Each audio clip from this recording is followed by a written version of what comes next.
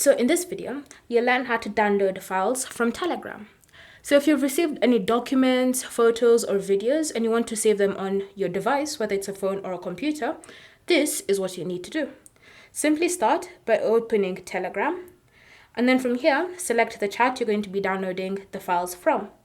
Once you've selected the chat, you should see the files that you want to download. So all you need to do is start by selecting it like that. Once it's been selected, just tap on the three dots in the top right corner and then select Save to Gallery. If it's a document, then you should see the option Save to Files.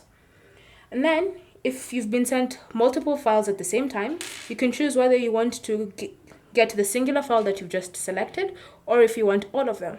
So select the option you prefer.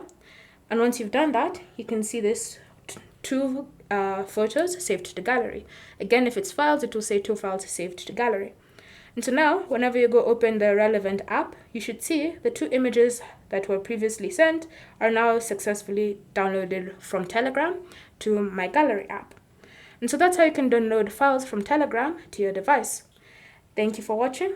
If you have any questions or comments, leave them down below and we'll get back to you.